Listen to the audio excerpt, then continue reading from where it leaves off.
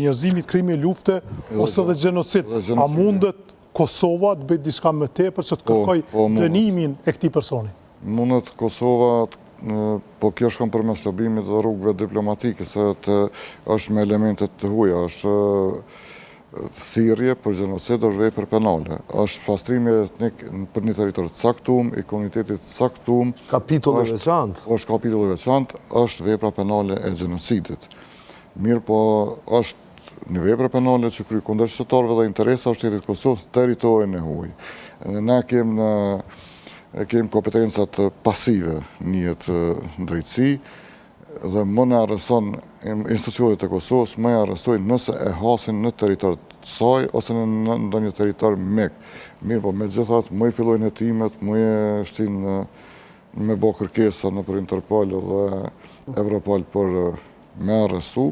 Nuk e ka tërhequr deri tash deklaratën, nuk e ka qartësuar, nuk ka kërkuar falje. Mirë po edhe reagimet e ndërkombëtarëve pavarësisht raporteve me qeverinë e Kosovës janë shumë të zbehta, për shkak se po të kishte thonë ministri një veni tjetër, ose dikush prej nesh të kishte thonë, edhe pa qenë ministra, besoj që reagimet e të ambasadave kishin me konë më të mëdha. Mendoj që edhe ambasadat edhe vendet përfaqësitë e huaja këtu duhet me pas qartë që nëse nuk kanë raporte të mira me qeverinë, duhet me mbrojt parimet kryesore universale që aplikohen sot në botë, me reagu kundër deklaratave fashiste, raciste, edhe deklaratave që bojnë thirrje për gjenocid hapur.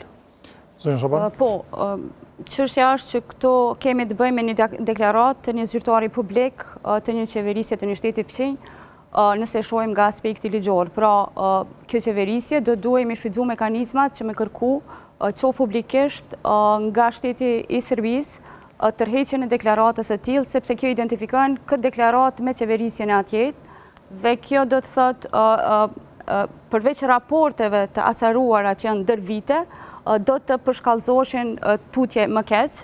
Kështu që unë konsideroj që nga aspekti penal